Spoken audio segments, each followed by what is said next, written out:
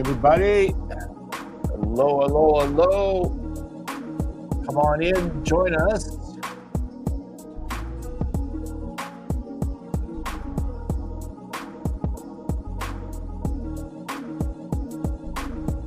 Thank you for that. Ion, let's put you on pause. I think we are good to go. I am fresh off the golf course, but I did make it. I made it for our 1 p.m. Mountain Time Week in Review. Happy Independence Day. Happy July 4th. Welcome to the Week in Review of Sinclair Range, where we do our weekly segments that are ever evolving. Lessons learned of the week, interesting file or deal of the week, struggles of the week, plenty of those. Scott, that's me. Observations or musings. I'm Scott Sinclair. I am founder, owner, and president of Sinclair Range. And the mission here on this show is to give you some insight into the inner workings, the behind the curtains at Sinclair Range, your window into the real world of deals and decisions and day-to-day business adventures. So let's get at it. We are July 4th, 2025. Lessons learned for the weeks. Here's a thought for you, a lesson learned for the week. Here's a thought for you. Deals, I don't care if you're doing a financing or a merger and acquisition, deals should not be sold. They should be bought. Deals should not be sold. They should be bought. As Peter Thiel, billionaire tech investor, put it, if you have to sell your company, you're already doing something wrong. Stop thinking about selling and start thinking about creating the conditions that cause targets to want to participate in your deal right now. That's what you need to be doing, not selling, creating conditions for someone else to want to buy into your deal. That's your goal. Create those conditions. And to do that, you need to do what? Well, your product, you need to create a product. That means your business or your capital structure, the financing you want to do. You need to create that product to fit the needs of your target, which means you need to understand the needs of your target and create a product that might be interesting to them. You need to create a sense of reality about the deal. Are you just wasting everybody's time, just having a chit chat? Are you ever going to close the deal? Are you just talking, or is this a real process that deserves the time and attention of a prospective purchaser, investor, lender, whatever? You have to create a sense of urgency. Like why should hey, Ashley, thanks for joining us on Facebook. Why would anybody want to do the deal now? You have to create a sense of urgency. You have to answer the question, why now? Now is the time. You better get in on this, lender, investor, purchaser, before it all goes away. And what can help with that is you need to create a sense of competition for the deal. And you need to not lose momentum once you have everyone's attention. And therefore, you need to have everything prepared in advance and not stumble as you go through the process. That's the entire value of an M&A process. I get asked that question a lot. Like, why would you hire an investment banker to sell your business? Well, one of the key reasons is to have a third party like Sinclair Range create that sense of urgency and that sense of competition to make sure that you are prepared to convince third parties that this is the real thing. I mean, after all, why would you have engaged somebody if this wasn't the real deal? So that's why you go through that in an M&A process, and that's why you hire an investment banker in a financing process as well. The thing that happened this week, I will tell you that we were working on a deal February, March 2025, so a few months ago, and we got the hypothesis wrong. So what do I mean by that? Well, when we go to market, okay, we're going to go raise money for your company. What we do is we get all our materials and they say, okay, I think this is a good fit for the market. Let's not go to 50 potential lending institutions all at once. Let's go to one or two and see if the market is receptive to what we are offering. And I would say that if I'm doing the packages, if Sinclair Range is working on it, 98% of the time, we are right. Well, in this case, we were wrong.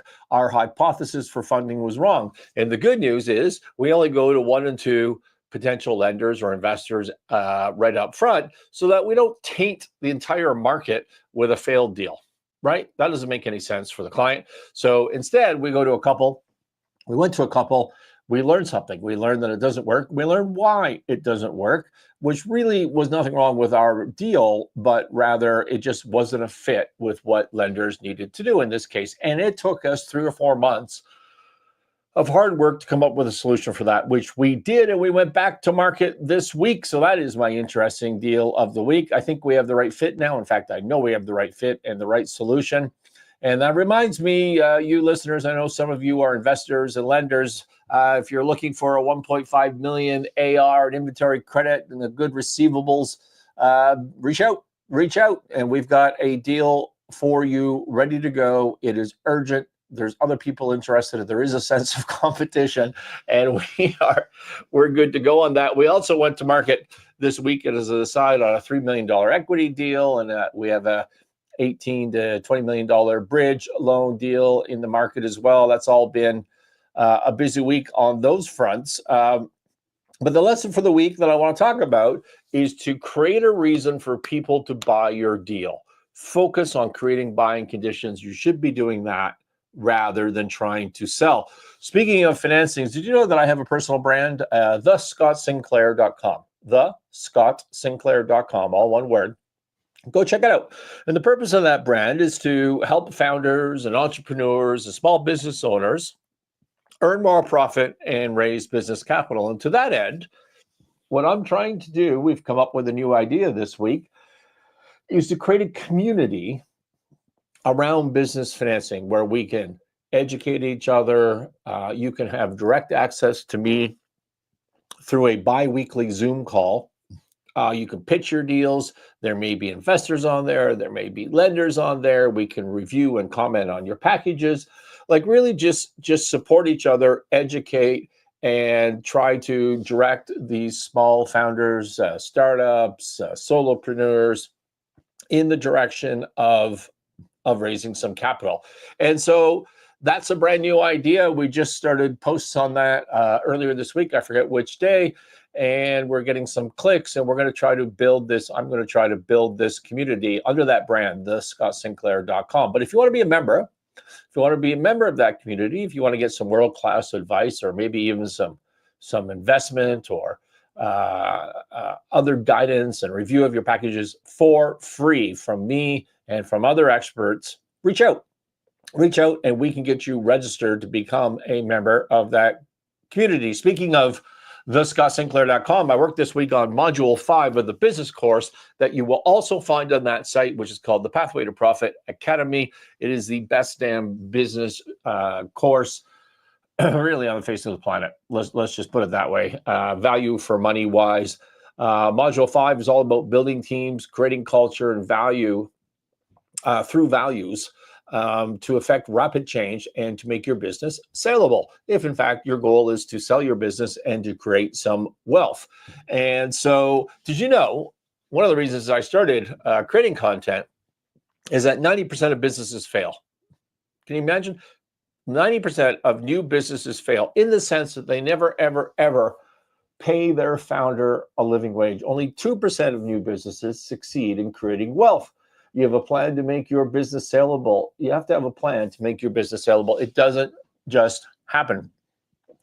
Only 2%. And one of the reasons for that, by the way, is not just like I'm not making enough money. There's no internal controls. There's no reporting. There's things that, it's hard to buy in. There's no goodwill there for someone to buy into. But one of the other reasons is what we call in the business valuation industry, personal goodwill, which means you could make more money from your business than I could make it from your business if I bought your business. Makes sense? Because your profits are tied largely to you. I don't get to enjoy the same amount of profit. And at the end of the day, value is tied to future cash flow. And so it's not transferable. And the reason it's not transferable is because you haven't created a team. And module 5 is about creating a team so you can sell your business and generate some wealth. All right, interesting deal file for the week. New client alert. We signed up a new turnaround client this week, which I'm very excited about.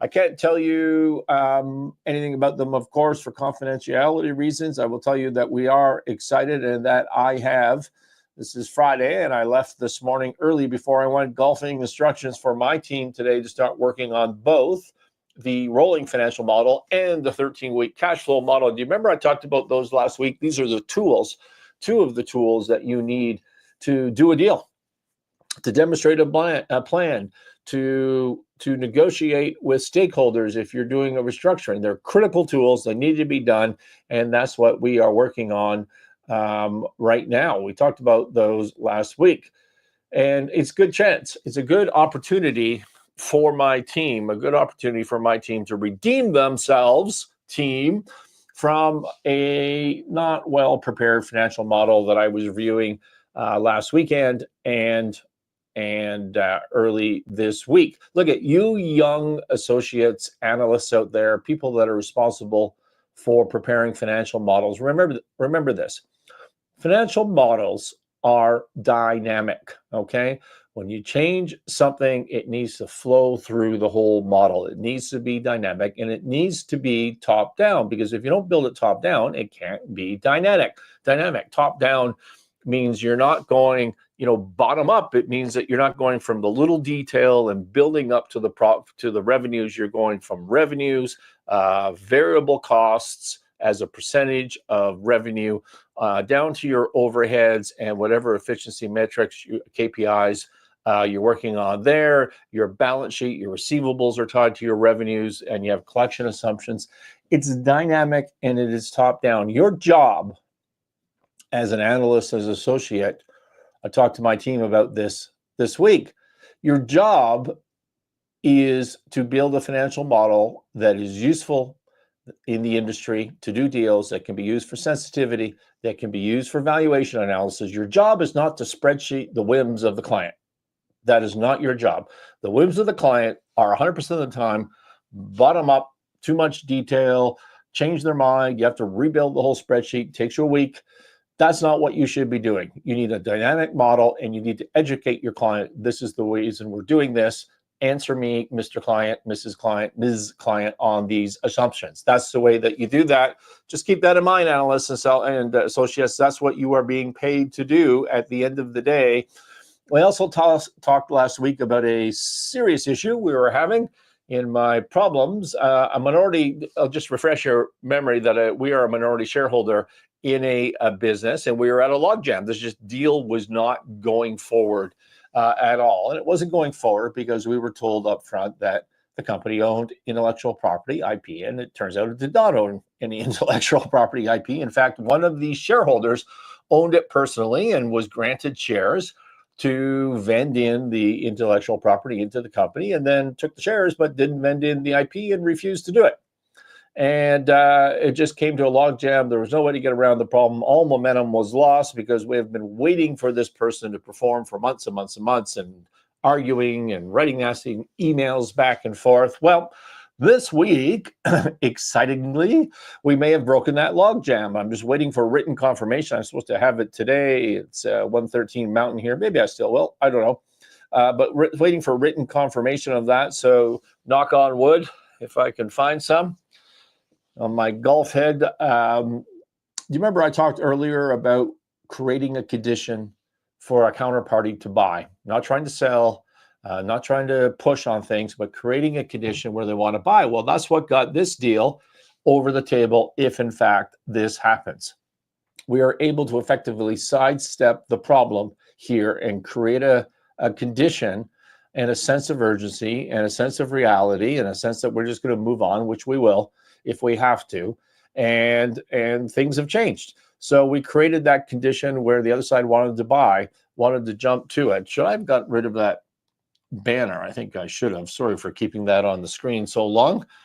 And so that moved this forward. So bottom line, I'm excited. And the problem from last week may have found a solution this week, which brings me to struggles of the week. And this one's stressing me out a little bit. We're selling a significant piece of real estate that's supposed to close in a couple of weeks. And it's important. It's important for Sinclair Range and our future plans. Now, we don't have to close it in 2 weeks, but I'd like to get this deal done. And the real estate we're selling has on it, so it's land, and on it is an industrial building. And in that industrial building was some equipment. And it turns out that the purchaser, there was some back and forth when we were signing the conditional deal, that they wanted They were going to clean it out for us. It wasn't like they wanted the equipment. They were going to clean it out for us. And then as we moved forward, and the deal was not firm anyways, we learned that that the company, the corporate body that owned this, had some tax liens on it. And so in reality, there's a bunch of charges against that equipment, and it needed to be liquidated, and that needed to be used to pay the taxes down. And so we sell it, obviously, and it's being moved out of the building. And the purchaser shows up when he's not firm. He shows up in the parking lot, and they're screaming and yelling, and they phone me on the other side of the country, and they're like, "You're selling this stuff. You weren't supposed to be selling this stuff." I'm like, "What are you talking about? We don't even have a deal where we're at right now, and it's not your equipment. It's not my equipment. We need to liquidate this and bring in the cash, and this is just the way it has to happen to pay down these tax liens." And so that's what we did. And he's watching from the parking lot and goes firm on the deal. So now we have a firm deal. And what is the first thing he does? Hires a litigation lawyer to potentially sue over this equipment. So I don't know. This is kind of brand new information this week. It's pissing me off, stressing me out a little bit. I'm certain it's going to consume my weekend. I think it's ridiculous. I don't know. To me, I'm the type of person, rightly or wrongly, if you want to be in a legal battle, let's be in a legal battle, right? We can't be friends and do deals and just have this little legal battle over on this side. It's going to be one way or the other. I hope we sort it out. But there's my struggles for the week. When I'm thinking about my musings segment, I found this interesting. A recent study at MIT scanned the brains of ChatGPT users. Do you remember we talked about ChatGPT last week? And it found that they consistently underperformed on linguistic and behavioral levels. They took 54 adults between 18 and 39, and group 1 wrote essays using ChatGPT, and group 2 wrote essays using Google. Group 3 wrote essays without any tech whatsoever. And each person wrote one essay a week for 4 months. No, one essay every month for 4 months. While they were hooked up to an EEG, I'm not even quite sure what that is, but it tracks your brain activity. Here's the results. The first group not only underperformed across the board, but they got lazier. That's the ChatGPT group. They got lazier with each essay, and the second group showed moderate brain activity.